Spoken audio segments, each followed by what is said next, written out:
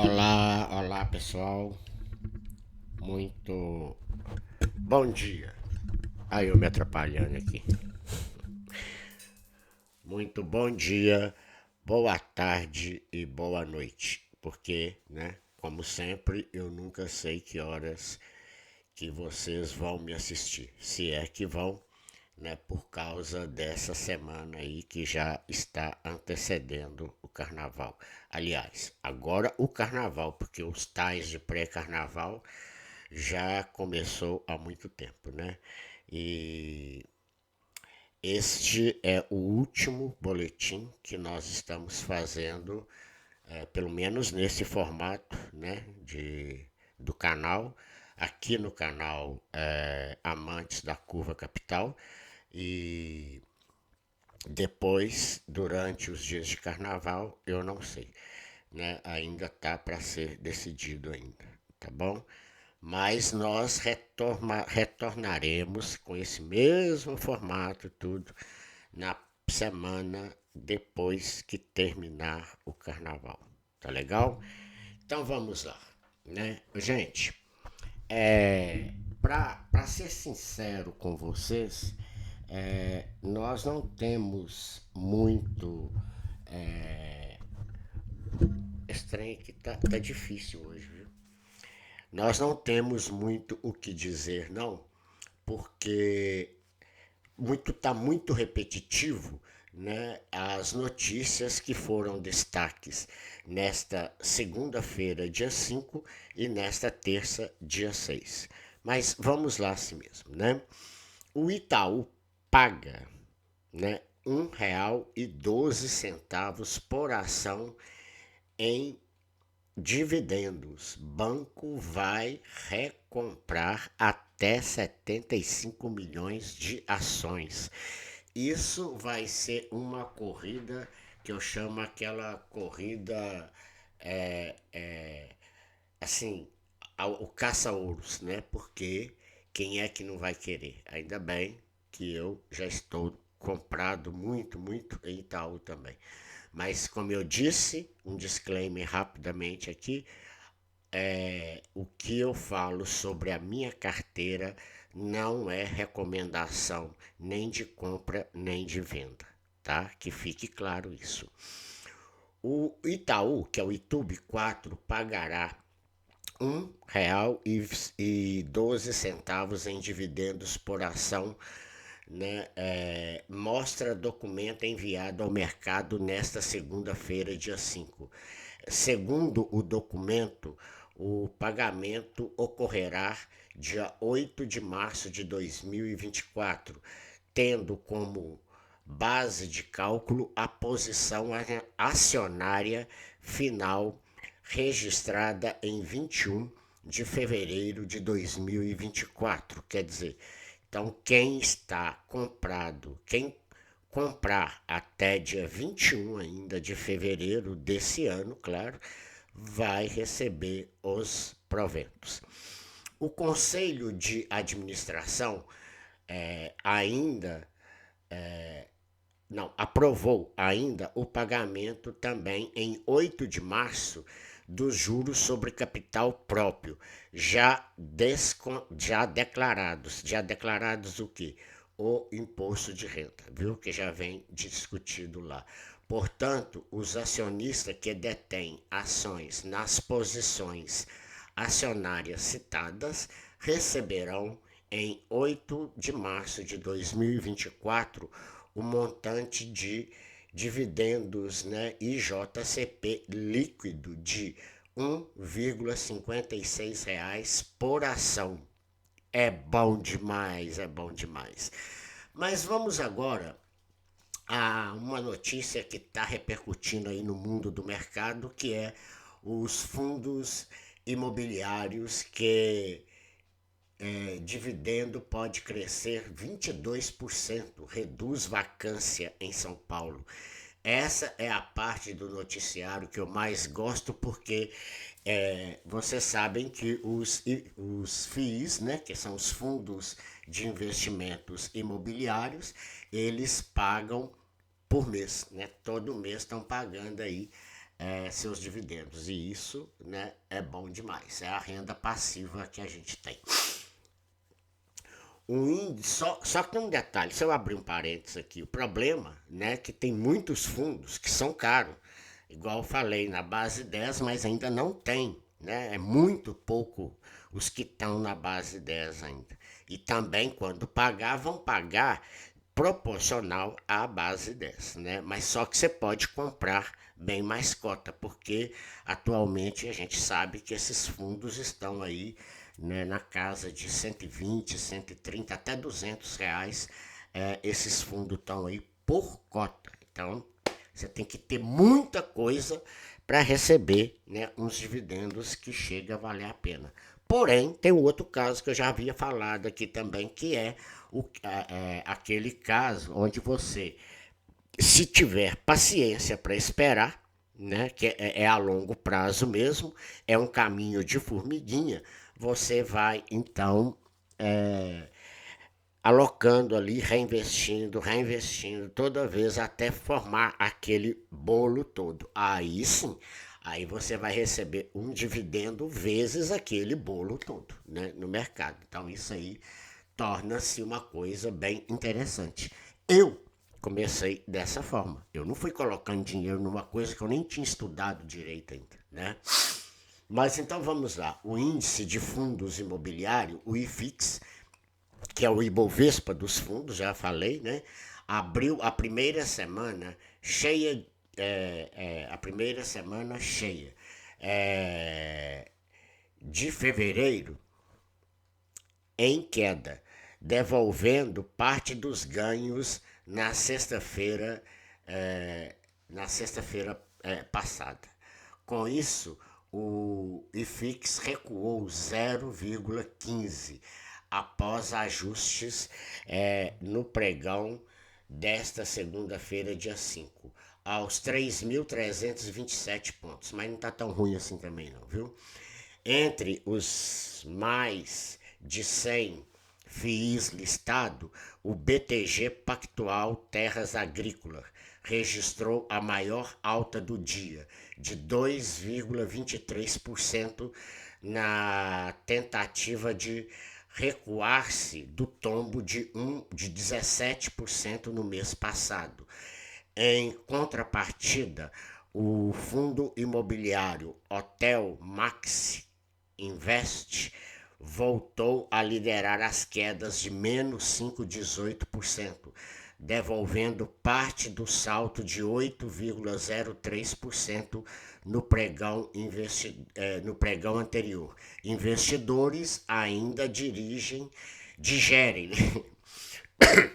desculpa, digerem o corte de mais de 70% no valor do dividendo promovido pelo HTMX11 e a notícia de desinvestimentos, né?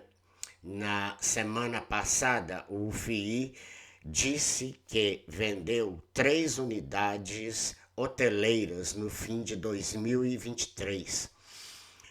Mesmo com as vendas, o fundo ainda tem o portfólio de 449 unidades em 22 hotéis. Bom, né? O fundo imobiliário fecha locação perto da Avenida Paulista, ali no centro de São Paulo, onde acontece tudo, né?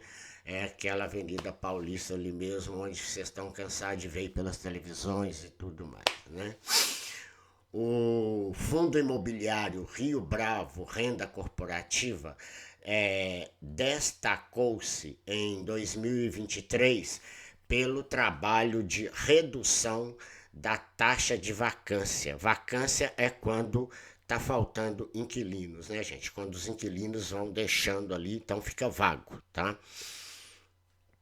Conseguindo diminuir para um dígito. Então, se estava lá a bem a mais, né, diminuiu bastante. Porém, o trabalho não para não para. E o FII de Lajes Corporativas anunciou a 14ª locação no edifício Bravo Paulista. Em comunicado ao RCBR11, anunciou que alugou o conjunto de 12 o conjunto de 12 do primeiro andar do imóvel, localizado na região da Avenida Paulista, em São Paulo. A área de 193 metros quadrados foi locada para o Instituto de Medicina, Estudos e Desenvolvimento, que é o IMED, tá? Instituto de Medicina, Estudos e Desenvolvimento, o IMED. O contrato tem vigência de 72 meses, tá? No caso aí, 6 anos, tá? E é no formato plug and play, com layout com layout e imobiliário prontos. O aluguel está em vigor desde 1º de fevereiro, tá? O resultado mensal do fundo deve ter impacto de 0,01 centavo por cota, considerando aluguel e despesas de vacância. Diante disso, o RCRB11 continua reduzindo a vacância, agora de 6,7% para 6,3%, enquanto a composição do ativo, enquanto a ocupação do ativo Bravo era na Paulista, né, aumentava. Bom, só traduzindo isso aqui para vocês. Essa vacância foi reduzida. Antes era 6,7%. Diminuiu para 6,3%. Ou seja, em outras palavras aqui, o fundo conseguiu alocar mais inquilinos, né, do que antes tinha, né, o ativo que chamava Bravo lá na mesma avenida ali paulista, tá? A vacância do fundo imobiliário chegou ao pico de 34,4% no quarto trimestre de 2021, durante os meses mais agudos da pandemia do Covid-19. Isso é óbvio, né, gente? Que chegou ali mesmo no pico ali. Então, como é um caso de hotéis, né?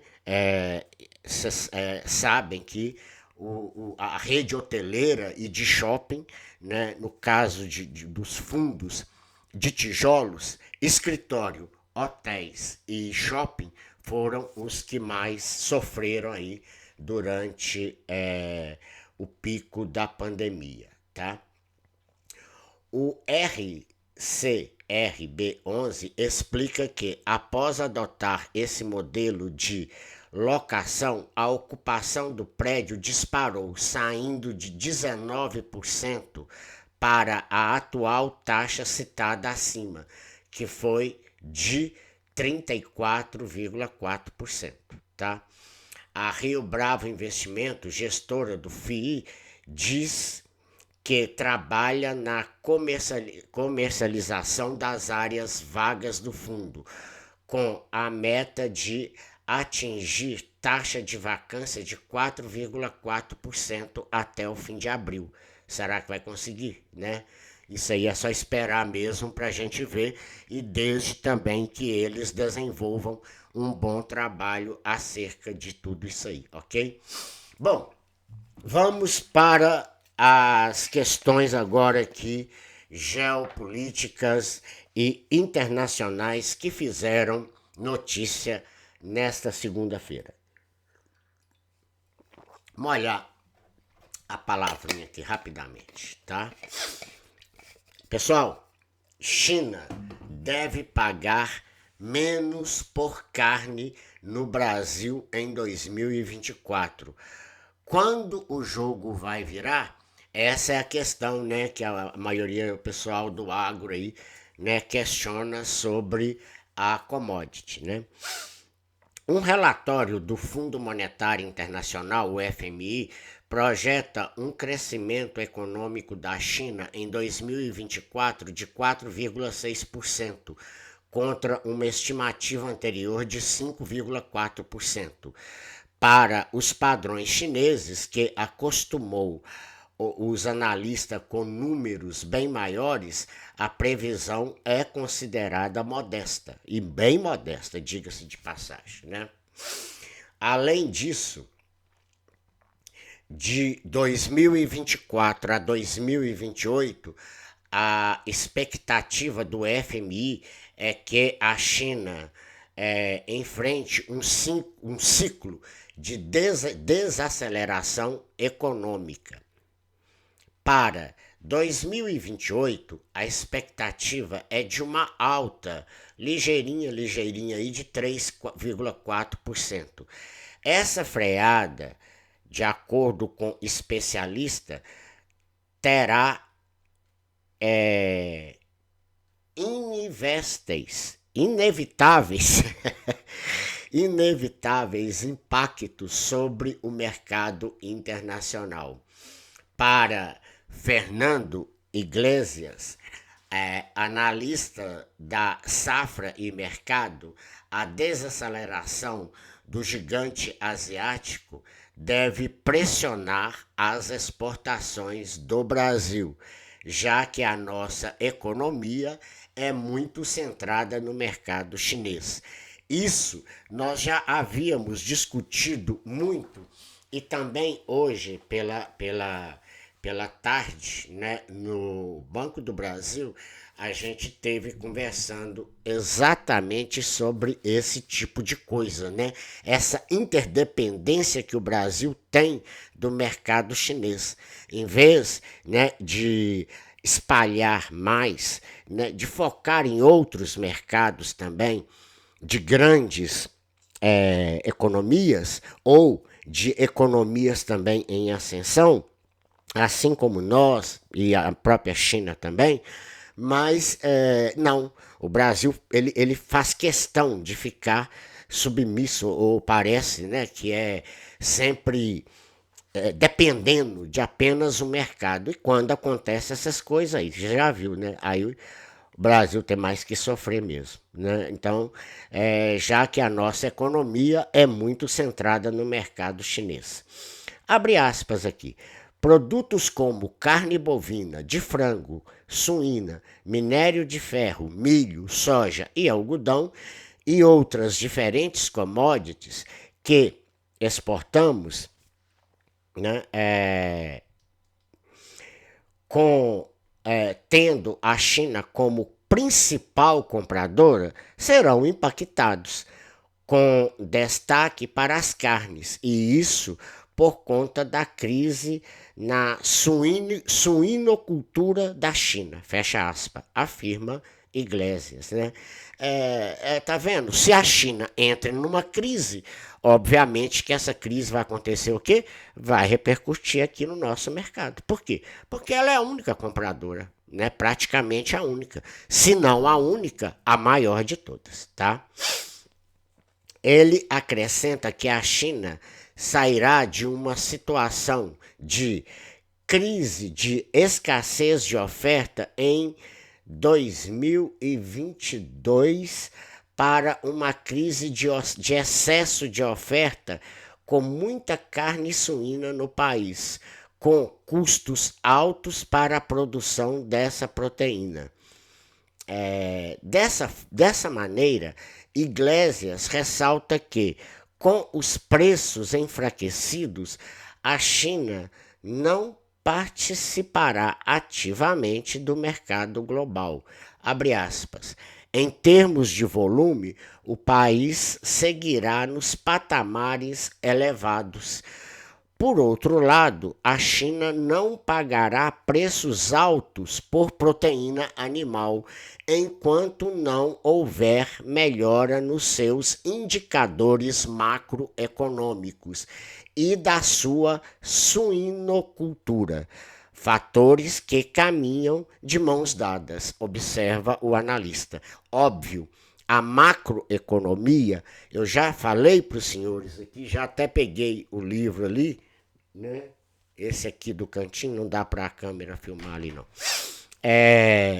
A macroeconomia é o conjunto de tudo isso, né? Ao contrário da micro, né? Ela tem só aqueles parâmetros ali. A macro abrange tudo mais. Então, veja só, se a China cai, né? Ela sai levando, né, o Brasilzinho junto com ela. Aí isso é muito ruim, né?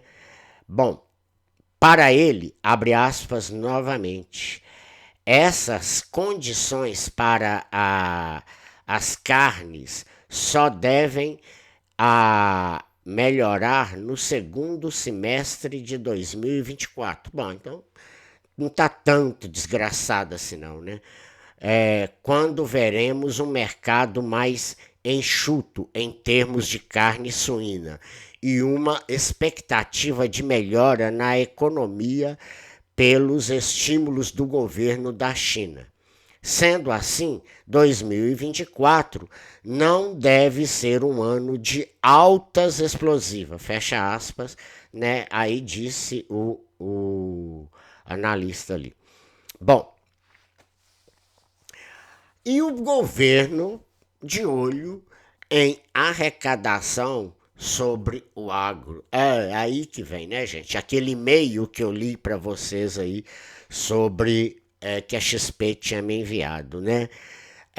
A Comissão Monetária Nacional, né, a CMN, altera emissões de LCA, que é a letra de crédito do agronegócio, o CRA, que é o Certificado de Recebíveis do Agronegócio. Quais são os impactos e reflexos para o agro? No fim da semana passada, o Conselho Monetário Nacional, CMN, anunciou mudanças nas emissões de letras de crédito imobiliário LCI e certificados de recebíveis também, que é o imobiliários, que é o CRI. Assim como para os ativos ligados ao agro, como é o caso das letras de crédito do agronegócio, a LCA, e os certificados de recebíveis também do agronegócio, que são os CRA.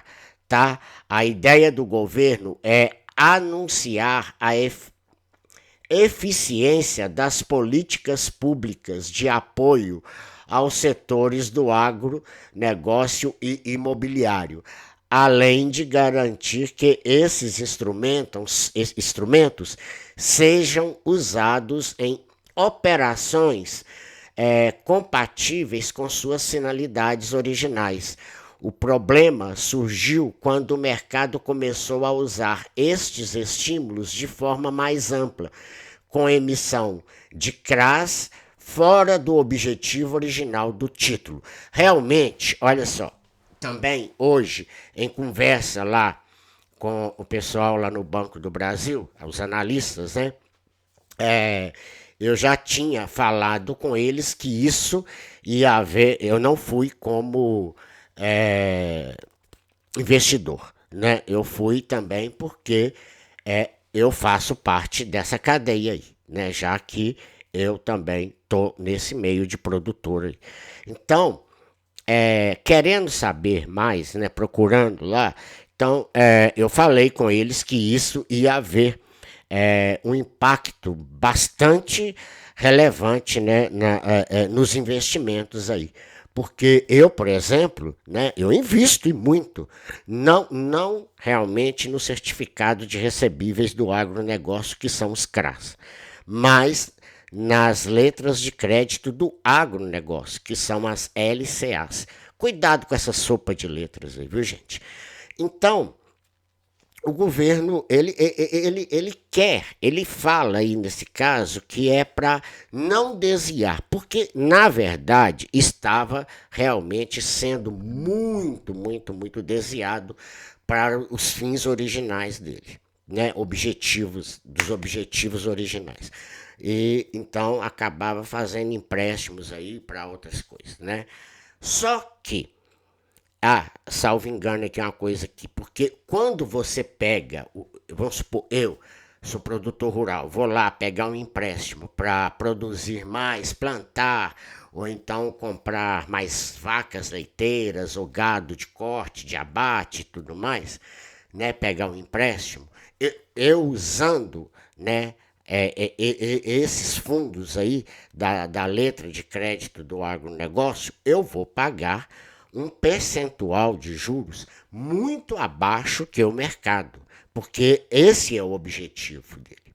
E o Banco do Brasil, ele é o maior financiador dessas letras, né? Ele que vende mais. Não existe banco com desenvolvimento maior do que o Banco do Brasil nesse setor, não. Dos 5 bancões que a gente tem aqui.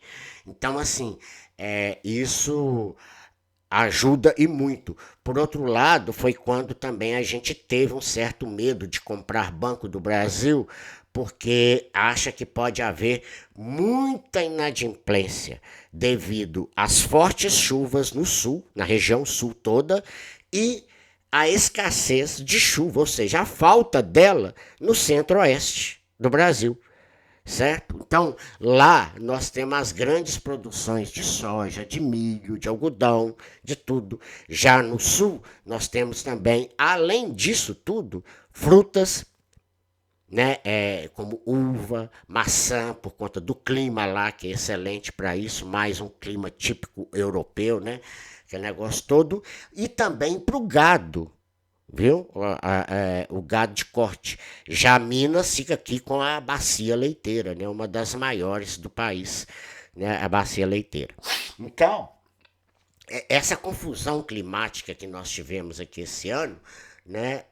Todo mundo achou que o Banco do Brasil poderia sofrer, assim como está sofrendo o Bradesco e o Santander com a inadimplência, né? Que foi aquela inadimplência que eles tiveram quando emprestaram aquela quantia vultuosa de dinheiro para as lojas americanas e acabou dando no que deu aí, né?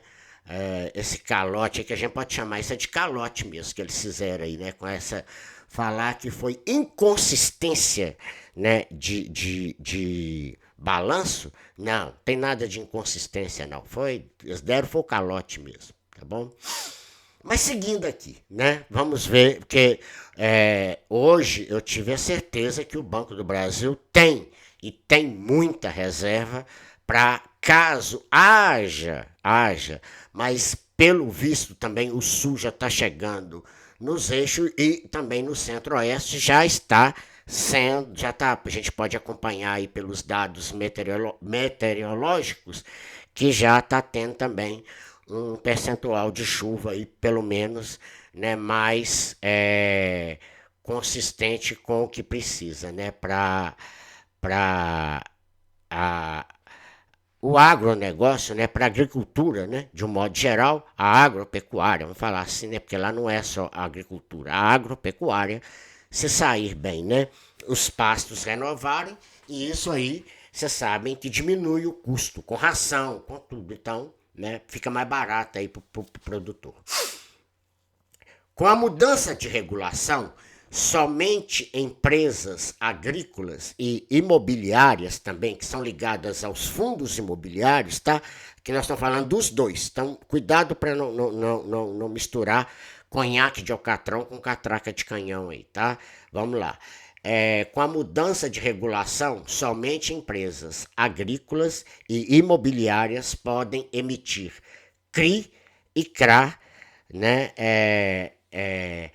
CRIs e CRAs lastreados em instrumentos de dívida como debêntures que não sejam diretamente ligados aos setores agrícolas e imobiliários também são vetados, tá? Se essas empresas quiserem, né, emprestar, mas com fundos lastreados aí no CRI, no CRAS, por exemplo, né, o agronegócio e o também imobiliário, que não seja aí, né, empresas ligadas ao setor aí de prédios, de locações e tudo mais e tal, ou então do agronegócio, não vão ser vetados mesmo pela Comissão Monetária Nacional.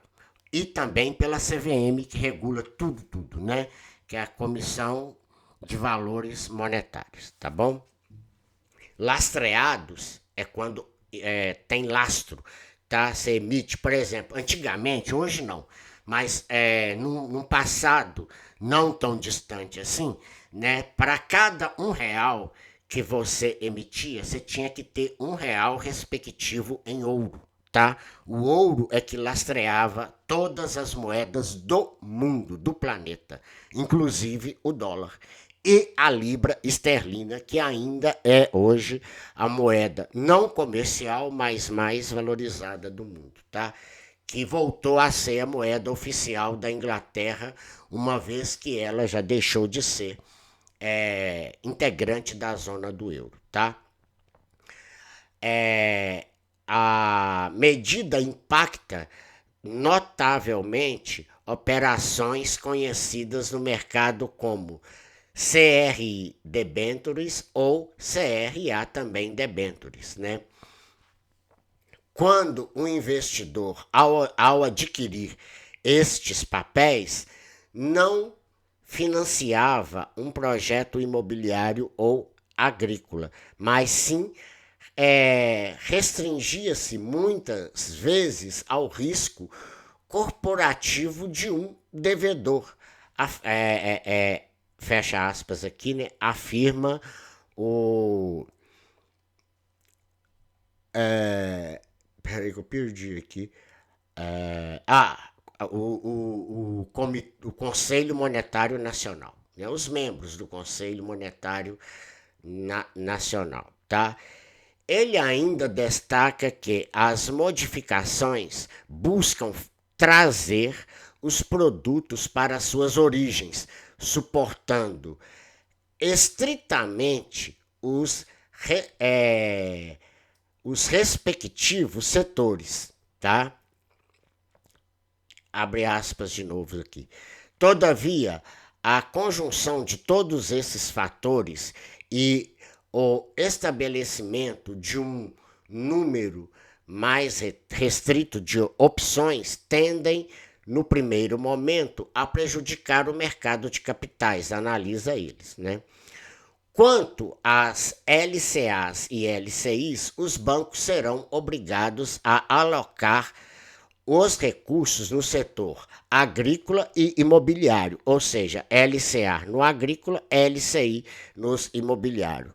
Outra mudança ficou por conta do prazo mínimo de vencimento e carência das LCAs e LCIs, de 90 para 270 dias e 360 dias, respectivamente. Inclusive, então, os LCIs aí, né, vão passar aí para um ano, 360 dias, praticamente um ano, né? Então, isso vai provocar o quê, gente? Você vai ter que deixar aquele dinheiro parado lá um ano, sem poder fazer nada com ele, assim, né? Não sobe e desce, aí você não vai poder abrir mão de nada, porque quando era apenas os 180 dias, você respeitava ali, né? Doía menos, né? Às vezes numa eventual queda aí. Então, o que reduz consideravelmente a liquidez diária do investidor. Os impactos para o agro com as mudanças para as LCAs e CRAs, né? De acordo com Mário Okazuka,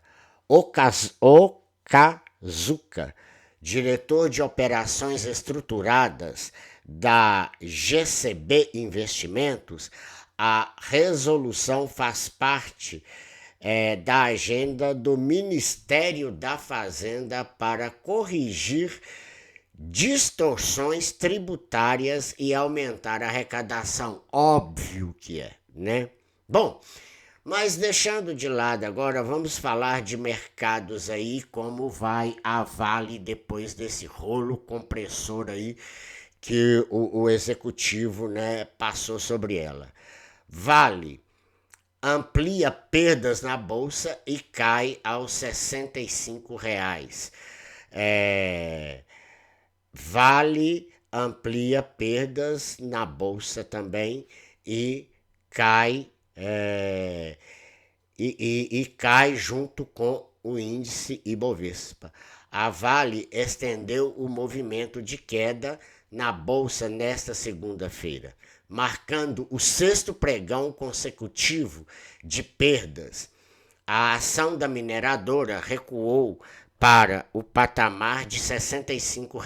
No ano, os papéis da companhia já acumulam uma desvalorização de 15%. Brincadeira, né? Mas para mim eu acho até bom que tá melhor para comprar. Depois, como ela é uma empresa de governança e bastante resiliente, ela volta, aí você ganha uma bolada de uma vez só. Com um início de ano tão negativo, teria a Vale atingido o fundo. Para João Paiva, analista de renda variável e estruturados da Arton Advisories, ligado ao BTG Pactual, pode ser cedo demais para comentar. Ao Money Times, que é o portal de notícias, né, da Empíricos Investimentos, né, o especialista afirma que acredita que a ação deve continuar pressionada no curto prazo, podendo cair mais, inclusive. Abre aspas. A gente sabe que o mercado no curto prazo vai ser muito mais reativo a boatos, fecha aspas, diz ele, né? Além da recente correção nos preços do minério de ferro, né, pesam sobre as ações da Vale as incertezas envolvendo a diretoria da companhia. O mercado aguardava com expectativa a reunião extraordinária do Conselho de Administração da Vale, realizada na última semana, e que definiria o nome do próximo CEO. Outra coisa aqui que tem que falar, deixar claro aqui, é sobre exatamente o caso que vocês já sabem. O Brasil fica restrito a um único mercado. Essa restrição a um único mercado, então, faz o quê? Bom, se a China lá, o Xi Jinping, está lá com as suas crises, com as suas políticas lá mais intervencionistas, porque isso é notório, é claro, é público, é notório dele mesmo e daquele país. Então, aqui impacta também, né, as exportadoras para lá. No caso aqui, a Vale, né, que exporta seu minério de ferro. A dúvida que paira é se Eduardo Bartolomeu, atual presidente executivo da mineradora, será reconduzida no cargo, depois de o nome de Guido Mantega, ex-ministro da Fazenda, ter sido descartado. No fim, não houve decisão sobre o assunto, estendendo por mais alguns dias os ruídos políticos na gestão da empresa. Conselheiros da Vale estariam divididos entre fazer um processo seletivo para o cargo de CEO e renomear o mandato de Bartolomeu, de acordo com fontes próximas às discussões para o Globo, o jornal O Globo aí, viu? Porque teve aquele negócio também de concessão, né, das estradas de ferro, né, Carajás e Vitória Minas. ou Minas Vitória, tanto faz, né? É demais, sabe? Aqui no Brasil é foda, viu? Mercado está fazendo muito barulho com a Vale? Bom, vamos ver.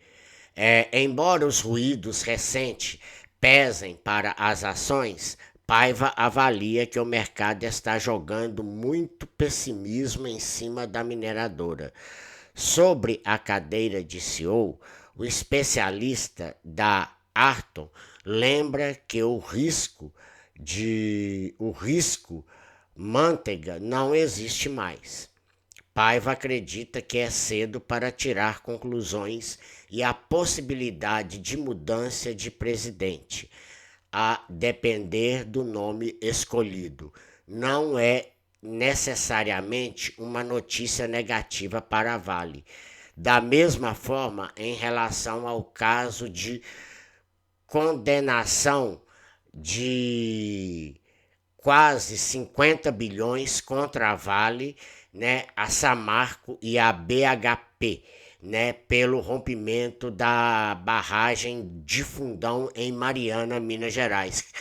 No pior dos cenários, a companhia pagaria o valor integral corrigido pelo CDI e ainda ficaria bastante confortável. Afinal, a Vale é uma empresa de desalavancada, né?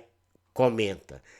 Não, abre aspas, não sei por quanto tempo o mercado pode permanecer irracional. Fecha aspas, diz Paiva. Gente, olha, com relação à barragem do Fundão lá de Mariana, que a gente nunca soube direito, Samarco, BHP e também a própria Vale, né? Quem que vai pagar essa porra desse trem? Mas tem que ser pago, porque os caras lá já estão no prejuízo há quantos anos, né? E depois, para piorar, veio Brumadinho. Então, isso aí. Só que isso aí, gente, para Vale, é a mesma coisa que tirar uma colher de água do mar.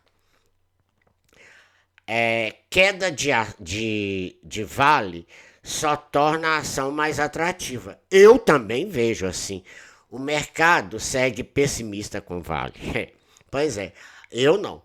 A queda recente e o gap que se formou entre o preço da ação e o preço de minério de ferro, que apesar da correção, segue em patamares elevados de 130 dólares por tonelada, tornam a mineradora um case atrativo na bolsa, de acordo com Paiva. O analista diz que Arton deixou de buscar proteção e está agora na ponta comprada quando o assunto é Vale, tendo como principal motivo o desconto do papel. Paiva afirma que, olhando para um horizonte de longo prazo, os fundamentos da companhia permanecem bons, né?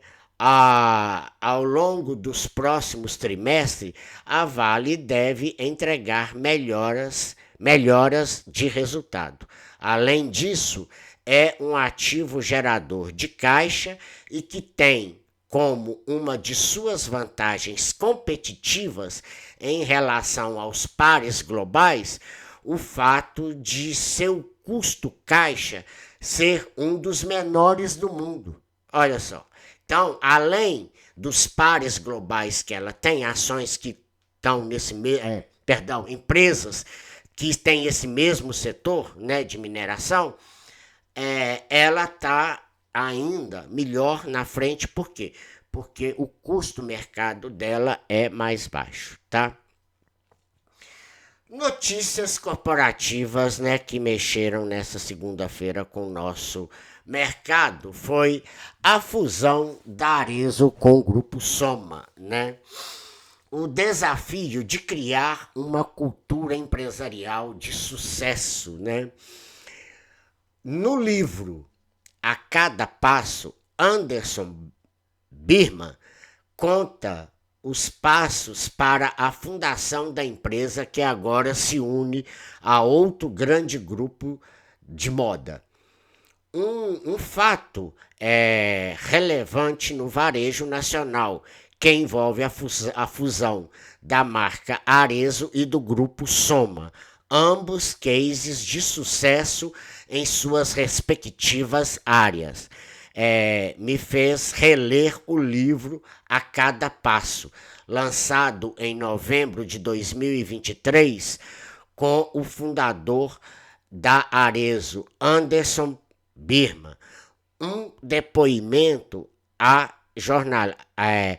jornalista Adriane Abdala, que consiste em visitar a vitória fantástica da varejista contada pelo seu próprio fundador. Uma leitura oportuna e conveniente, né? Bom, o conselho aos novos CEOs, né? Ou então ao novo CEO, sei lá. Birman afirma no seu livro, é importante que futuros CEOs preservem a cultura de longo prazo dentro da companhia e se dediquem a inovar o modelo de negócios para que sempre acompanhem as mudanças do mundo. Em síntese, construir, modernizar e vislumbrar planos de longuíssimos prazos. Assim, não esquecer, abre aspas, todos precisam cuidar dela como donos, fecha aspas.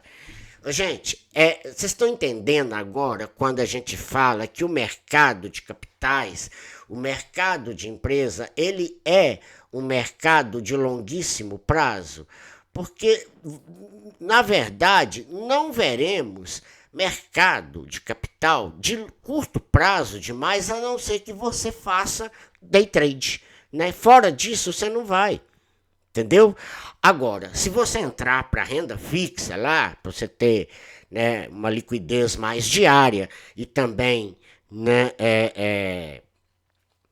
uns dividendos não, né, porque nesse caso aí não são dividendos, mas os ganhos atrelados ao CDI e à Selic, enquanto elas ainda tiverem, né, nessa magnitude que está, de 11,25 agora, né, depois da baixa, então pode ser que isso venha a melhorar, ainda seja, né, um caminho melhor para a coisa, tá?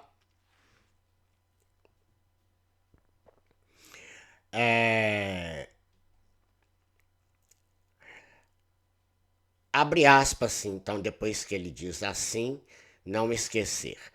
Todos precisam cuidar dela como donos, fecha aspas. O importante é manter sua essência viva.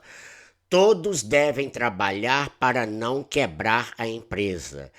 Este lema conduzo e deixo como legado, disse, né, o dono, fundador da Arezzo aqui, tá? Ligações da aquisição da marca Reserva. Foi uma decisão que tomei ouvindo minha intuição. Relata, aliás, Birman, né? Não é Barman, não que o homem nem inglês, né? Sei lá, é Barman mesmo. Né? É Birman, quer dizer. E mais, acrescenta ele, abre aspas, os nossos negócios, Arezzo e Reserva, combinam. Nesse sentido, nenhuma das marcas briga por preço baixo, mas valorização do preço justo e qualidade, fecha aspas. Esta aquisição foi um marco e um sentimento de união que prevalece até o momento. Aqui destaco o forte elo relacional de afinidade e admiração por Ronnie Mesler, que se mostrou decisivo para que a aquisição desse certo. A finalidade relacional é maior do que a transacional, pois negócios são pessoas, claro, óbvio, né? Por trás disso aí estão pessoas. Então, existe esse lado também aí muito forte que a gente tem que levar em consideração. E é o que ele tenta passar, né, para todos eles, para os seus funcionários e tudo. No livro também, né? Essa parte do livro me faz lembrar Simon Sinek, escritor, palestrante e especialista em lideranças. Abre aspas, negócios são pessoas e quem não entende de pessoas não entende de negócios. 100% dos clientes são pessoas, 100% dos funcionários são pessoas. Se você não entende de pessoas, você não entende de negócio. Fecha aspas. Gente, que legal, que ótimo isso aqui. Adorei esse trem aqui mesmo. Entendeu? Aqui, Berman torna prática esta ideia ao afirmar que a compra da marca reserva foi uma aquisição e outra foi Ronnie Mesley. Os nossos negócios combinavam em tudo, conclui Berman. Em um dos trechos que não é à toa que as marcas cresceram e as famílias se aproximaram, criaram um importante laço de amizade, viu? Bom, agora vamos falar aqui. Peraí, tem um pedacinho aqui. As redes de varejo de moda Arezzo e Grupo Soma, né, anunciam então nessa segunda-feira o acordo de associação para formar uma empresa com faturamento de 12 bilhões de reais, que será 54% controlada pelos acionistas da primeira, que no caso Arezzo, segundo fato relevante ao mercado. As companhias que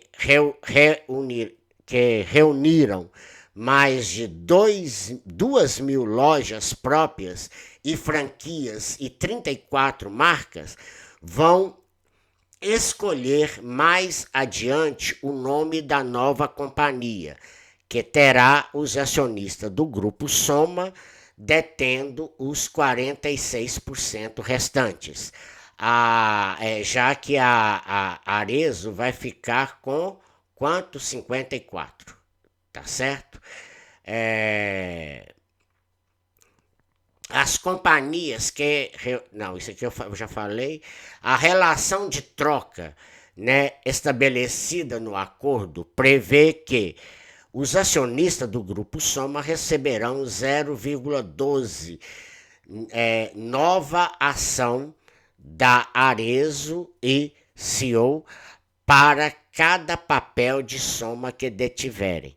As ações da Arezzo substituem 4% na manhã seguinte, cotadas a 65, subiram 4%, não é substituirão, não. Tá difícil de enxergar aqui, viu? 4% na manhã dessa segunda, cotadas a 65 reais e 15 centavos. Ficou bem carinha, né?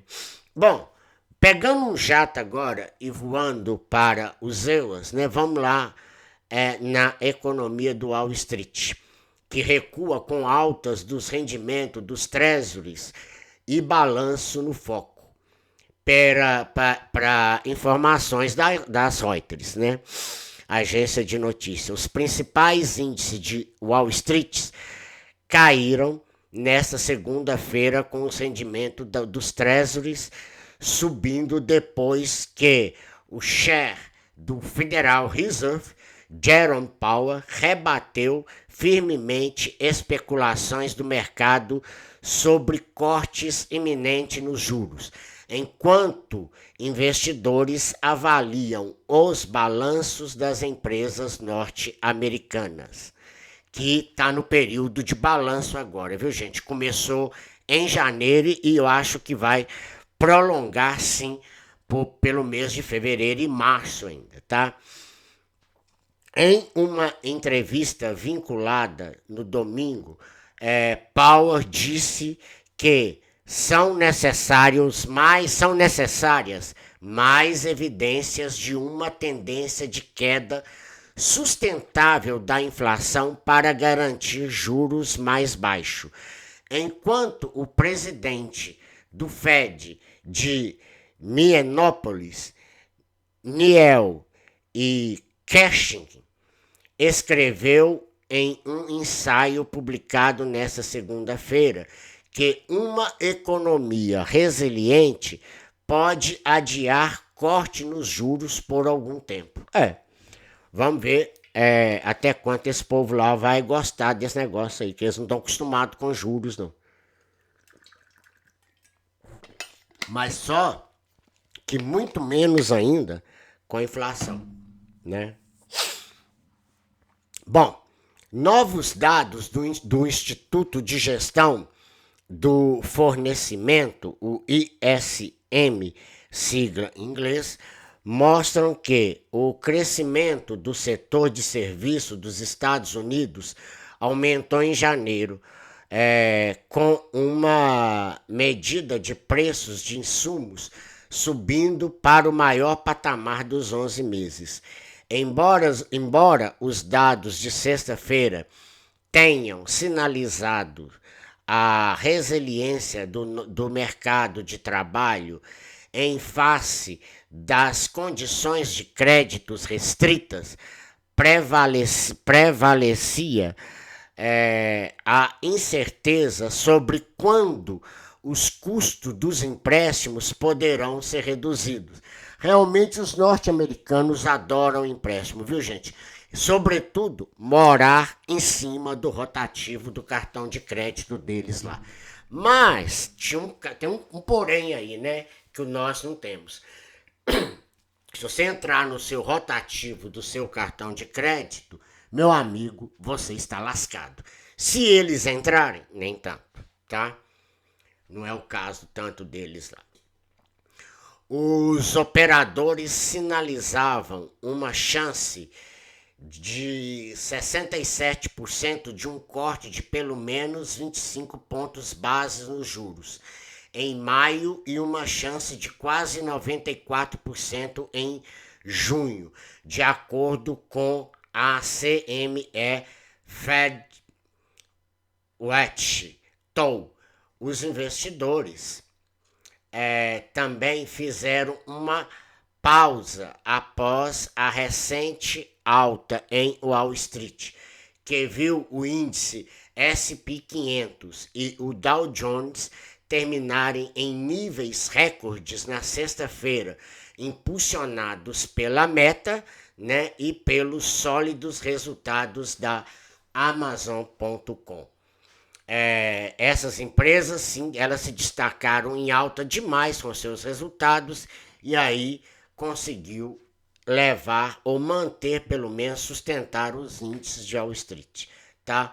Os resultados de quase metade das empresas do S&P 500 já foram divulgados e as estimativas de lucro do quarto trimestre estão melhorando de forma acentuada, com cerca de 80% dos relatórios superando as expectativas, de acordo com dados da LSEG na sexta-feira. Às 13h03 de Brasília, o S&P 500 perdia 0,76% a 4.921 pontos, enquanto Dow Jones caía 1,04% a 38.000 1.252 pontos, e o índice de tecnologia Nasdaq recuava 0,93% a 15.480 pontos. Os rendimentos dos treasuries estavam em alta, com o rendimento de 2 anos saltando para 4,48%, maior em um mês. Abre aspas, os investidores estão preocupados com o fato de que, embora a economia esteja bem e não estejamos caminhando para uma recessão, que já foi descartado isso aí, né? Ela está muito forte e, portanto, o Fed pode cortar os juros mais tarde e fazer menos corte no total, fecha aspas, disse Sam Storm, estrategista-chefe de investimento da CFRA Research.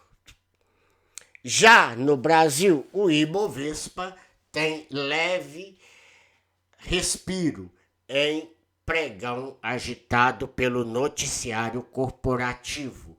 Vale em nova queda. O Ibovespa fechou o pregão volátil dessa segunda-feira 5 no azul, apesar da volatilidade, né? Apesar da nova queda das ações da Vale, de peso relevante no índice, na contramão de Wall Street, o Ibovespa terminou essa segunda-feira em alta de 0,32% a 127.593 pontos. Mas muito fraco, viu? O índice tenta se recuperar após um início de ano fraco. Só em janeiro, o Ibovespa registrou baixa de 4,79%.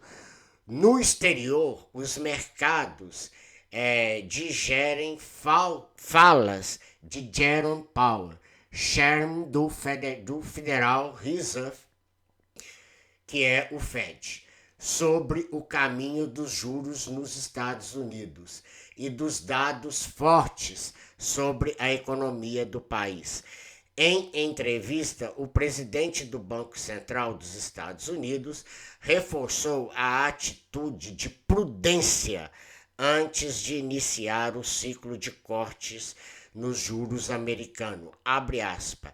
A atitude prudente a ser tomada é dar um tempo e verificar se os dados confirmam que a inflação está caindo para 2% de forma sustentável, fecha aspas, comentou,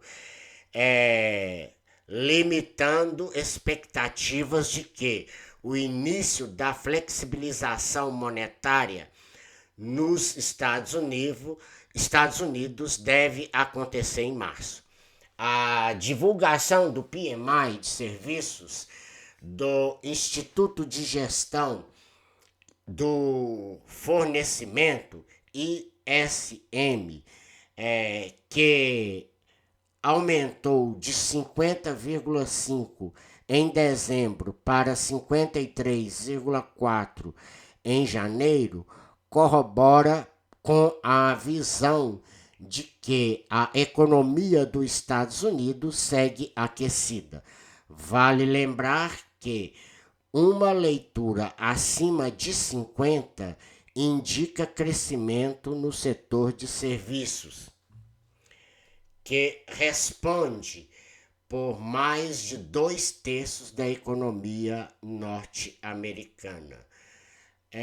Noticiário corporativo movimenta o Ibovespa. Então, por aqui, as atenções se voltaram para o mundo corporativo. Até que enfim, né? Pelo menos isso.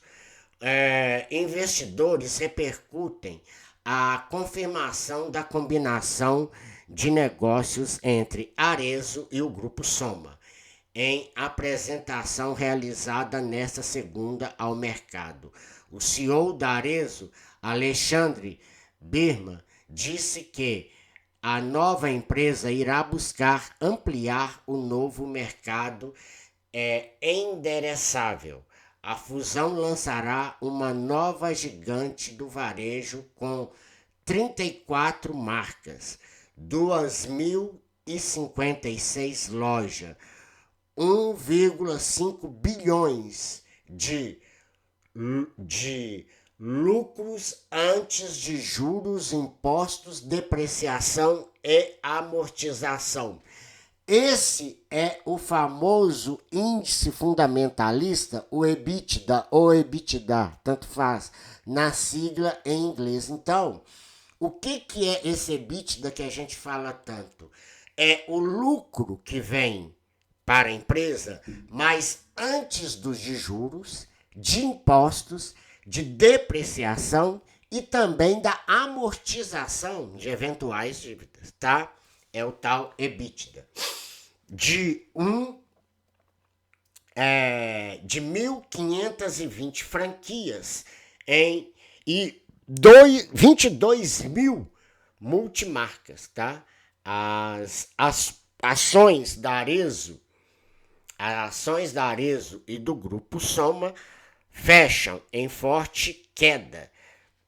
Deu queda de 5,49% e 6,74%, respectivamente, após salto quando circulavam os rumores da fusão.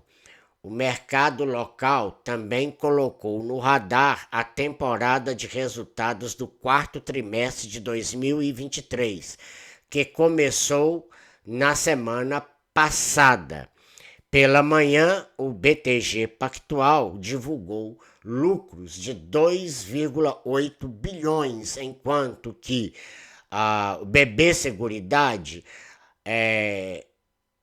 reportou ganhos de 2,1 bilhões, tá? As ações da Vale voltaram a cair pressionadas pelo minério de ferro e incerteza sobre a nova gestão. O Conselho de Administração da companhia adiantou a decisão do nome do novo CEO, estendendo por mais alguns dias as expectativas quanto a uma possível recondução de Eduardo Bartolomeu no comando, tá?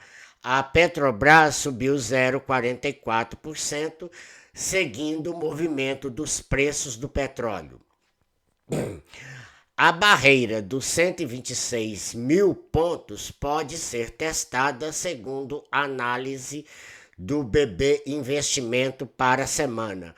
O Ibovespa pode testar novamente a barreira dos 126 mil pontos, nível que representa um ponto de suporte mais forte que pode ser encontrado no gráfico mensal do índice.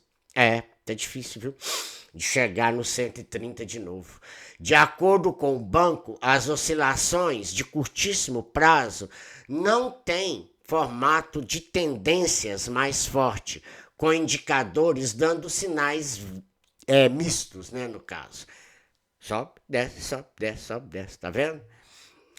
O BB alerta, no entanto, para a possibilidade de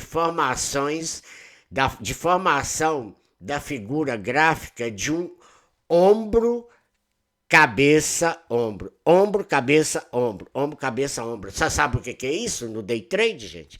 É aquela hora que o gráfico chega aqui, vem para cá, volta para cá, vem para cá, tá?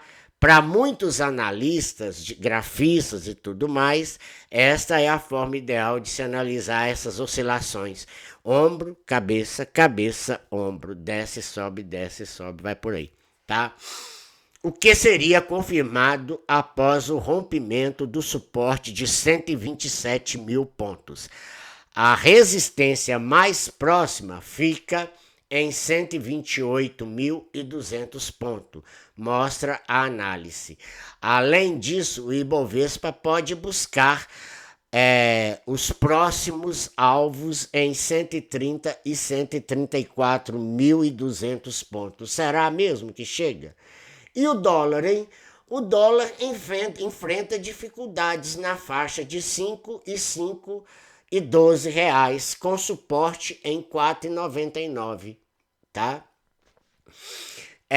Se romper para cima, poderia testar 5,25. A análise destaca a importância de observar o comportamento próximo aos R$ 5 para determinar a direção do movimento. Informações da Reuters, agência de notícias. Bom, e chegamos então ao dia de hoje, dia 6 de fevereiro de 24, dados que foram relevantes na economia dessa sexta-feira.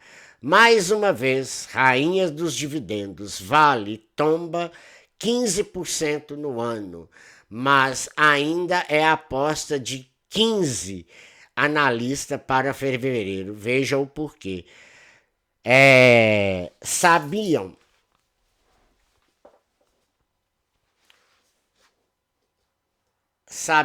que nem sempre o fato de as ações de uma determinada empresa cair é sinônimo de que ela está indo mal nos negócios? Pode ser a grande tacada para se adquirir adquirir mais ações a preços baixos. Lembram que eu falei com os senhores lá no início da segunda-feira dessa questão da Vale toda? Lógico, se eu puder comprar ações dessa, que é considerada, né, a segunda maior de peso, tendo em vista assim a primeira como Petrobras, mas vamos colocar as duas, né? Apesar que uma é estatal, a outra não, a outra é privada, mas tudo bem. Então, colocando ambas juntas ali, eu vou poder abocanhar uma quantidade maior de uma empresa privada como a Vale, se ela estiver caindo. Então, nem sempre quando os preços de uma empresa estão caindo, tá? Das suas ações estão caindo, é sinal que ela está indo mal, viu? Eu tenho a minha metodologia. Eu compro ações cujo patrimônio dela, cujo valor de mercado dela está batendo índices do Ibovespa e do CDI. Quando não está, né? Mas isso, gente, a gente olha a longo, médio prazo, a médio e longo prazo. 2 anos, 5 anos, 10 anos. Então, se você não está disposto a esperar isso, você não pode entrar nesse mundo de ações. Porque é assim que vai, tá? A curva. Deixa eu ver se eu tenho aqui. Se eu tiver, eu posso mostrar para os senhores aqui rapidamente para não alongar igual aconteceu da outra vez. Aqui, ó. O Itaú hoje fechou cotado a R$ 34,78 por ação, né? Agora, eu quero mostrar aqui para vocês um gráfico do Itaú aqui, que ele vai representar, tá? É esse daqui, ó. Viu?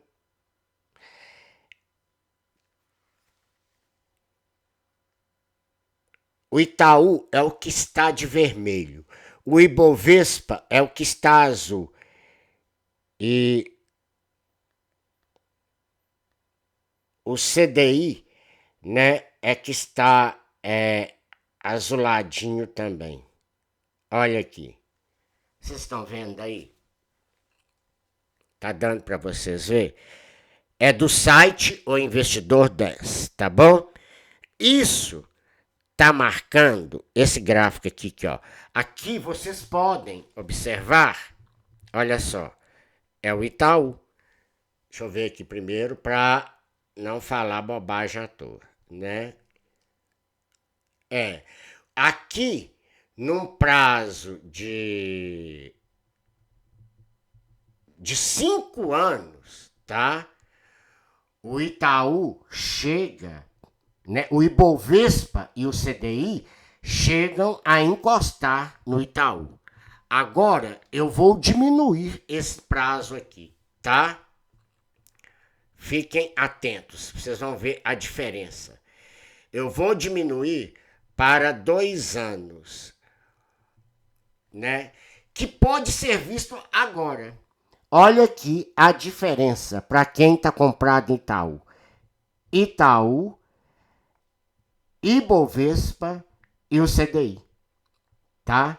Que é juntinho da Selic. Deixa eu ver se eu não falei errado aqui.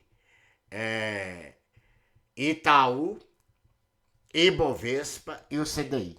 Tá aí, ó, para vocês verem, ó. Num prazo de...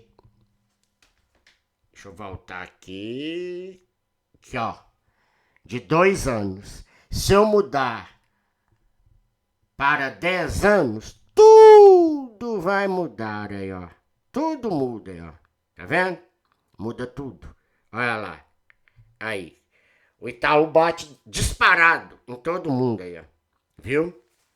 Bom, dito isso, então vamos voltar aqui agora, senão o tempo voa, né? Apesar da queda de 15% no ano, a ação da Vale foi novamente a mais recomendada pelos analistas quando o assunto é dividendos. Isso é mesmo, né? Não tem jeito. De acordo com o levantamento do Money Times, o papel recebeu 15 indicações para fevereiro, entre as 22 carteiras de bancos, corretoras e casas de análise.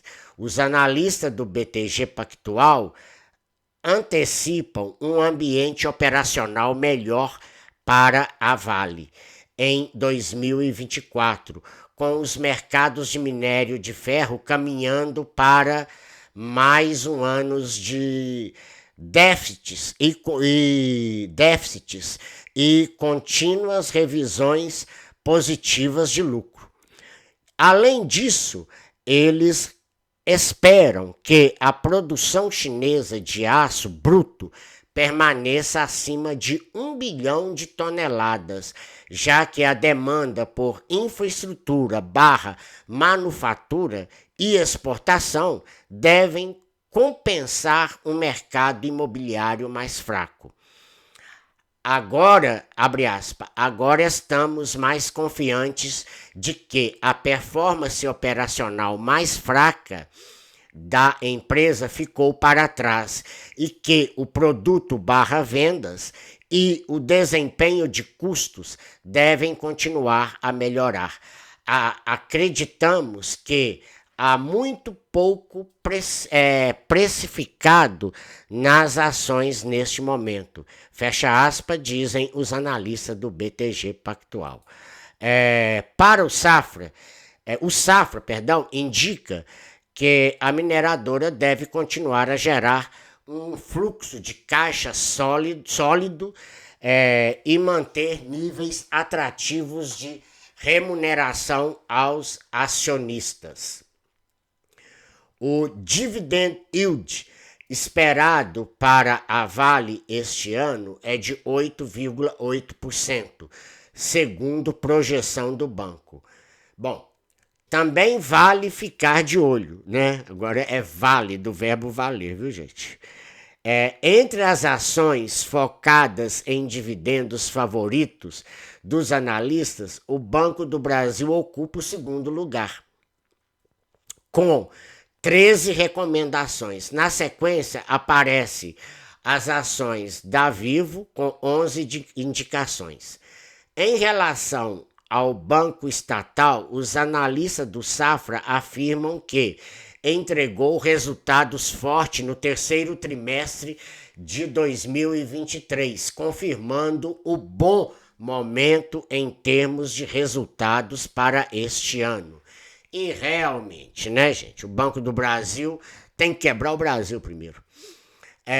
O Banco do Brasil a R$ 78 por ação, Você compraria? Bom, dá até pra ver aqui. Não, mas tá perdendo muito tempo. Não dá, não. Né? A ação fura a resistência com folga e já projeta novo patamar, vê analista da XP. Vamos ver. Não é só a Petrobras que renova recordes em 2024.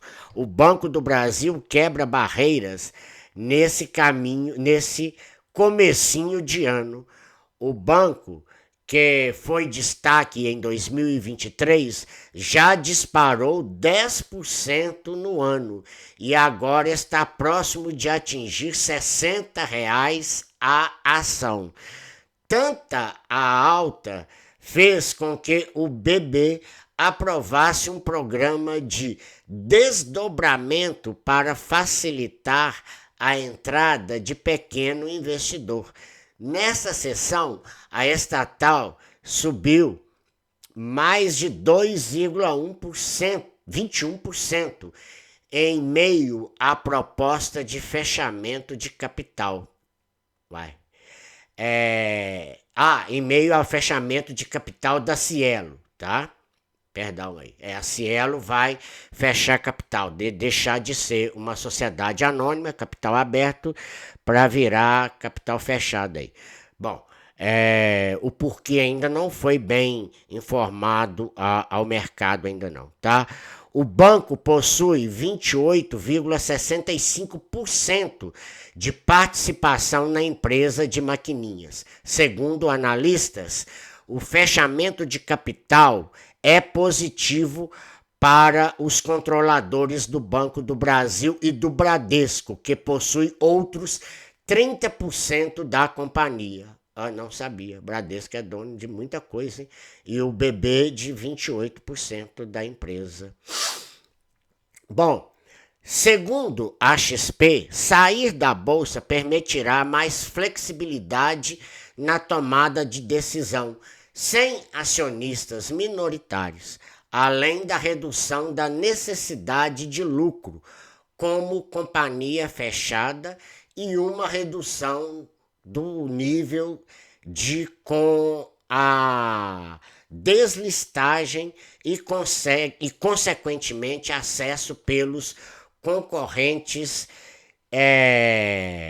disclosure, com a desligagem e consequente acesso pelos concorrentes, tá? Meio doido isso aqui, né? Não, tá certo. Sem fechar, com as ações fechadas, né? Essa concorrência vai diminuir um pouco para a XP, que está perdendo espaço demais aí no mercado aí, tá legal? Então, para o analista grafista da XP, o Giba Coelho, né, o BBAS3, que é o Banco do Brasil, está em tendência de alta no curto prazo e acima de R$ 57,87 projetaria de R$ 65,07 a R$ 78,39. Tem suportes em R$ 57,14 e R$ 53,22, tá? Bom, agora nós vamos falar de uma escalada que está muito doida aí para a NVIDIA, né? A IA generativa, tá?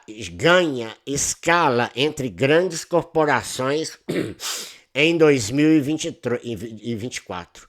A demanda nos setores financeiros de varejo, saúde e hardwares de processamento para o IA generativa só deve aumentar após o boom da tecnologia.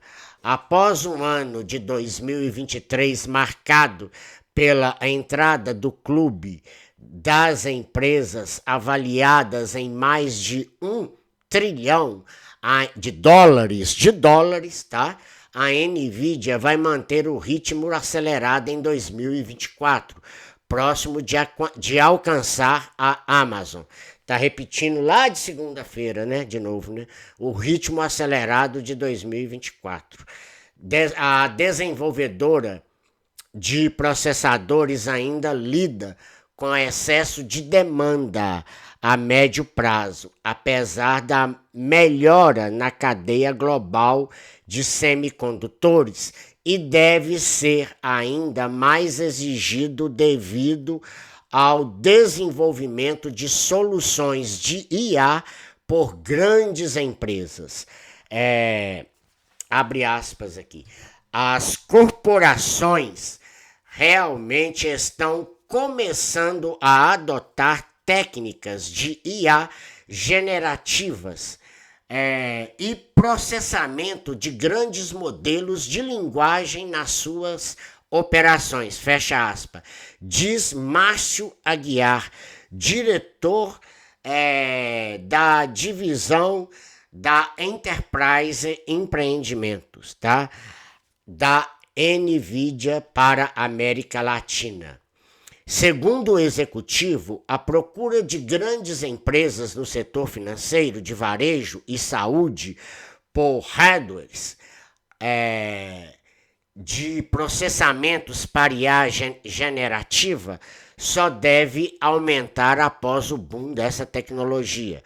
Pode parecer estranho dizer que apenas agora as empresas aumentaram a demanda por processamento para rodar suas soluções, visto que o principal tema dentro dos setores de tecnologia em 2023 já foi o uso da inteligência artificial. Acontece que, com o avanço da pauta, mais corporações devem passar a criar infraestrutura própria para rodar alguns processos do desenvolvimento de modelo de linguagem. Existem duas etapas de treinamentos de uma inteligência artificial generativa.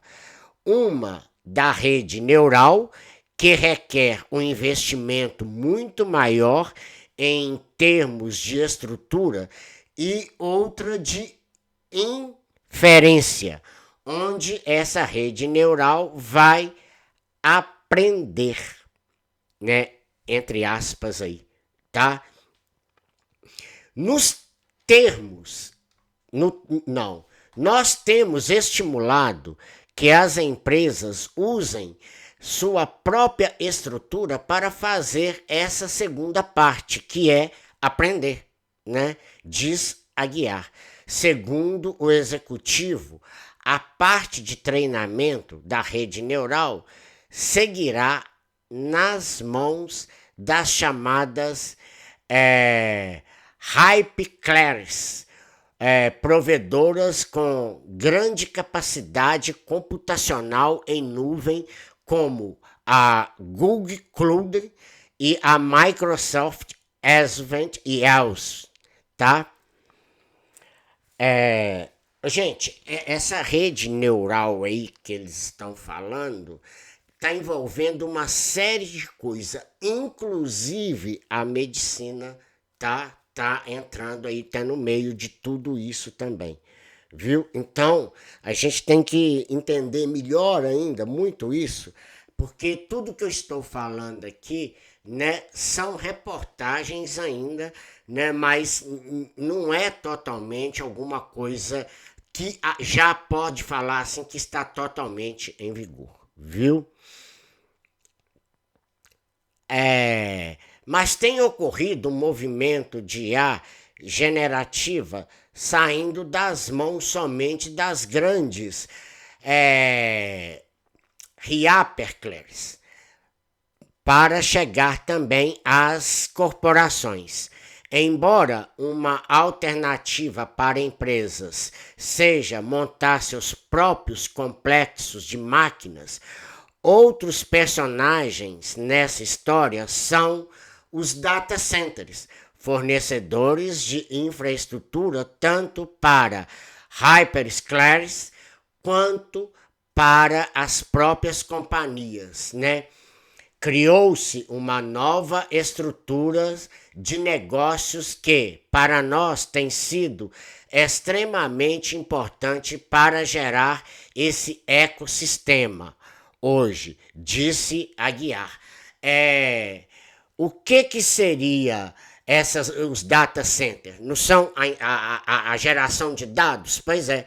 Que, por exemplo, você usa em pesquisas para isso, para aquilo outro. E, inclusive, até para as políticas, né? Não aqui dos Brasil, porque as do Brasil erram tudo, né? Não pode se falar aqui em data qualquer coisa aqui na política para pesquisa, não, porque a pesquisa aqui no Brasil vai conforme manda o freguês, tá? E não é como se a Nvidia precisasse urgentemente de mais mercado, claro que não. Em uma publicação no Instagram feita no último dia 22, o fundador da Meta, Mark Zuckerberg, afirmou que sua companhia espera terminar o ano com 350 mil processadores H100 da Nvidia, linha mais potente e cara da empresa. Fontes ouvidas pelo IM Business aponta que, ao menos no curto prazo, a empresa nem mesmo seria capaz de cumprir toda a demanda, ainda que a cadeia de produção de semicondutores tenha ultrapassado o momento mais grave de sua crise. A TSMC, fabricante dos semicondutores mais modernos, utilizado pela Nvidia, prevê uma taxa de crescimento anual no seu processo de integração de circuitos tridimensional, um dos principais gargalos na produção, de aproximadamente 50% ao ano. Abre aspas aqui. Se a produção global da Nvidia aumentasse 3 vezes, ela venderia tudo o que produzisse ainda assim. E nesse segmento, aumentar drasticamente a capacidade de produção toma tempo. Claro que toma tempo, fecha aspas, aponta o sócio da SFA Investimentos, Wagner Chaves, sócio da pelo amor de Deus. Sócio também responsável do setor de tecnologia, tá? Abre aspas. Nós já fizemos investimentos em torno de 4 bilhões de dólares na TSMC para suprir a nossa necessidade, fecha aspas, relata Aguiar. Segundo ele, o tempo entrega GPUs de mais alta performance. O tempo entrega GPUs de mais alta performance. Só que isso vem diminuindo. O período até que as placas chegassem aos clientes, que já foi de 52 semanas, hoje já está em 32 semanas. Mas nós continuamos com uma demanda alta, diz o Chaves lá, né? O Wagner Chaves, tá? A Nvidia na geopolítica, como é que fica isso? Devido à série de embargos de exportação e de tecnologia de chips promovidos pelos Estados Unidos, em especial contra a China, a Nvidia vem recomendando desenvolvimentos de soluções paralelas dentro dos limites do bloqueio para manter as exportações. O que está acontecendo, por exemplo, é um benefício do mercado europeu com essas restrições. Temos conseguido entregar mais rapidamente as GPUs que até então iriam para a China, fecha aspas, aponta Aguiar. Dependendo da parceria da taiwanesa TSMC, né, sediada na ilha de Taiwan, tá? Vista pela China como uma província rebelde, né? A empresa não avalia grandes riscos na eleição do candidato favorável à independência da região de Taiwan, tá? Lain Ching-chen, em meados de fevereiro. Quer dizer, lá pro dia 15, por aí, né? Na última semana, o presidente da NVIDIA, Jensen Huang, viajou a Taiwan para uma conversa sobre a cadeia global de semicondutores com o seu par na TSMC. Abre aspas, nós temos um time forte que cuida dessas relações de governo. A TSMC é uma empresa sólida. Não à toa nós e outras grandes marcas nos apoiamos neles. Não temos planos nenhum de possuir fábrica própria ou produzir em outro lugar. Fecha aspas, diz Aguiar. Abre aspas de novo. Até agora, nesses conflitos não tem impactado. Se você olhar as ações, não tem impactado a avaliação. Fecha aspas, afirma. Fontes não veem grandes ameaças à NVIDIA em curto ou médio prazo. A avaliação é de que, com a forte demanda de IA, ou inteligência artificial, a empresa siga apresentando os resultados fortes e valorização. Do início do ano até o dia 30 de janeiro, as ações da empresa valorizaram 31,2%, seguindo o ritmo de valorização de quase 240% em 2023 só, tá? Operações no Brasil. No Brasil, a NVIDIA tem uma forte relação com as universidades em supercondutores dedicados à pesquisa, né? Uma particularidade em relação ao restante do mercado latino. Segundo a empresa, uma das formas de acessar o mercado privado brasileiro é por meio da relação com acadêmicos egressos de universidades e laboratórios absorvido por corporações.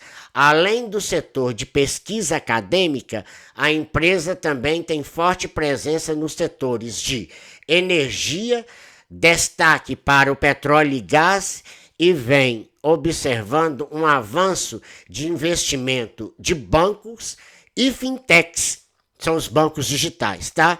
Em infraestrutura de processamento. Até março, anunciaremos novos supercondutores sendo implementados no Brasil. É claro que isso traz um impacto de receita para a nossa região, né? E, por se tratar do maior mercado de consumo da América Latina, junto ao México, virá uma vitrine. Nós conseguimos atrair grandes pesquisadores de países vizinhos, diz Aguiar também. Bom, e agora o nosso cenário aqui de fundos de shopping, né? O fundo XP, tá? MALS, do segmento de shoppings, concluiu a emissão das sobras do lote adicional de sua 10ª oferta de novas cotas, que chegou a 1 bilhão, segundo o comunicado divulgado na noite de segunda-feira, que eu já falei, tá? Durante o período de exercício do direito de preferência, dados atuais aos cotistas, o fundo levantou 264,9 milhões com a emissão de 2,367 milhões de cotas, tá? Um valor unitário de R$ 111 reais e 91 centavos, tá?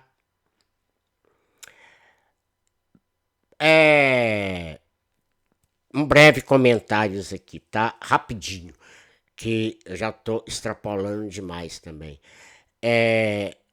Olha, muito cuidado com esse negócio de fundos, tá? De investimentos aí. Como eu já falei, eu preciso de repetir, viu? Isso é um disclaimer praticamente. Fundos imobiliários, ainda que baratos, se você ou você entrega para um gestor, né? E ele vai aí alocar tudo para você, ele que vai estudar a localização, ele que vai estudar, né, o fundo por completo, toda o seu balanço bimestral, trimestral, anual, semestral, anual, ele que vai analisar aí as cotas e tudo mais. Ou então você terá que fazer isso você mesmo, como eu já faço. Mas isso demanda tempo e estudo. Muito primeiro, antes de entrar nesse mercado. É muito bom, sem sombra de dúvidas. É lucro a mais curto prazo para quem tem um capital para já comprar muitas cotas de uma vez? Sim. Mas para quem tem pouco capital, não. É construindo assim tijolinho por tijolinho, a muito longo prazo, tá? E se você não estudar ele como um todo, né, toda a lâmina de objetivos, de base, tudo, gestores, quem é a gestão, se ela tem uma boa gestão ou não, aí realmente, meu amigo, você vai se lascar, tá?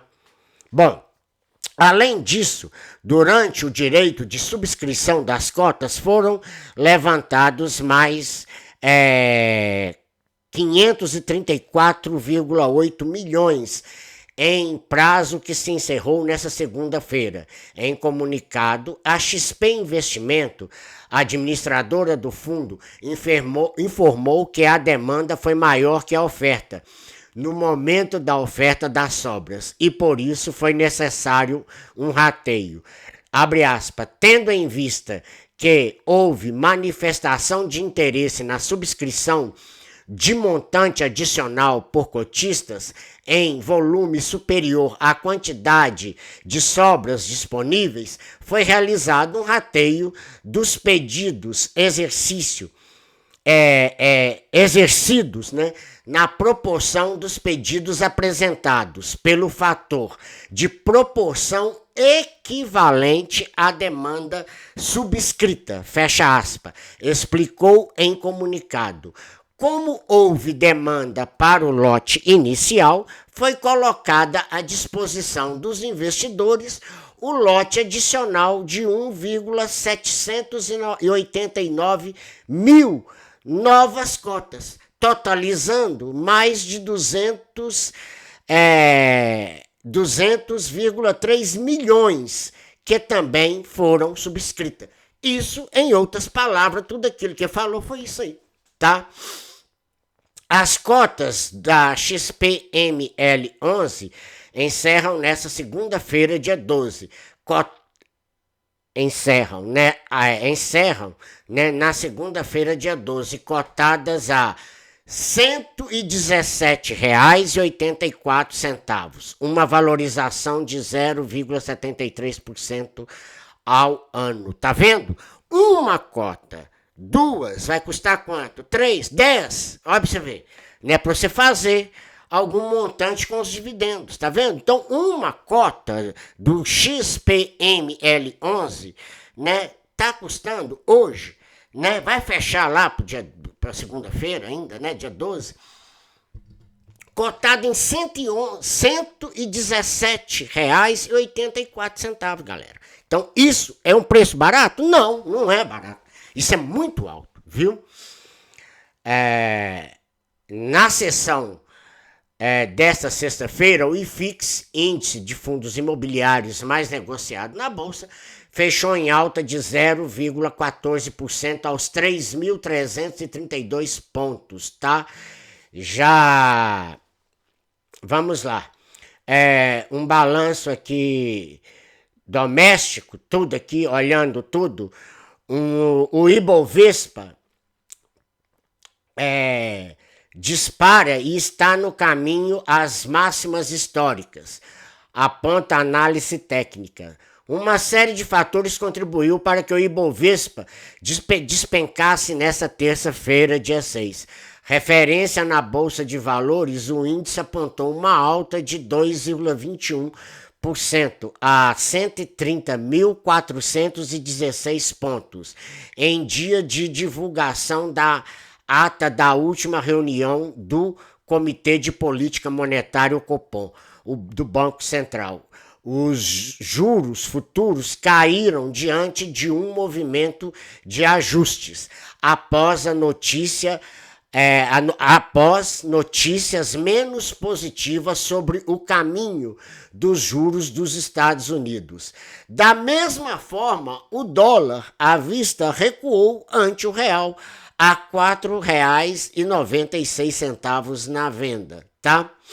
Galera, então é isso aí. Se você quer ver o nosso canalzinho aí, né, crescendo e a gente podendo melhorar nossas transmissões, né, fazer as grandes edições, chamar pessoas de nomes, né, relevantes aqui de peso no mercado financeiro aqui da nossa região, do Centro-Oeste aqui de Minas, para de Minas e região, tudo. Se você quer também que a gente possa ter novos assuntos a serem debatidos nos nossos podcasts, né? Então, vamos curtir, vamos fazer ampliar, né, a repercussão, sabe, dos nossos vídeos. Sabe por quê? Porque aí o YouTube vai entender que isso, né, é a forma, dando seus likes, compartilhando e inscrevendo no canal. É a única forma que tem do algoritmo do YouTube entender que isso tem relevância. Com relevância, as empresas que eu já andei atrás de patrocínio, porque esse canal não é monetizado, tá? Agora, se você é empreendedor como eu e sabe muito bem que cada empreendimento seu, ele tem que andar com as próprias pernas. Se você tirar dinheiro daqui para colocar naquela empresa X dali, você não está administrando. Você está se despencando. Você está caindo. É mal que tá, é coisa que tá errado. Tem um balanço errado aí. Não pode acontecer esse tipo de coisa. Cada empreendimento, ele tem que se mover sozinho. Então, mas que empresa que vai querer, por exemplo, patrocinar, a não ser apenas apoio cultural, igual tenho conseguido, né? Mas vai querer patrocinar um canal que não tem visualização nenhuma, que não tem nada. É claro que ninguém vai se interessar, gastar por isso. Então, né, eu não fiz monetização de canal nenhum. Eu quero o like de vocês para que o canal seja visualizado por muitos, entendeu? É isso que eu quero. Estou atrás de monetização de YouTube, não. Eu quero o reconhecimento da nossa marca aqui na região do Centro-Oeste Mineiro, mas que vai também para frente, para eles verem que nós temos condições também de produzir conteúdos assim e conteúdos melhores também, tá? Então é isso, viu? Uma boa semana para todos, um ótimo e excelente carnaval para quem gosta, tá? Aproveitem bastante e, por favor, se beberem, não saiam fazendo bobagem em dirigir, tá bom? Né? E Nós não vamos ter mais, tá? Boletim econômico durante esses dias de carnaval. A não ser se for no caso dele na forma anterior escrita, tá? Mas isso ainda tá para ser decidido com toda a equipe lá atrás ainda, tá? Vamos ver se eles vão aceitar esse tipo de coisa, ok? Um grande abraço, beijo enorme e até mais. Fui, tchau.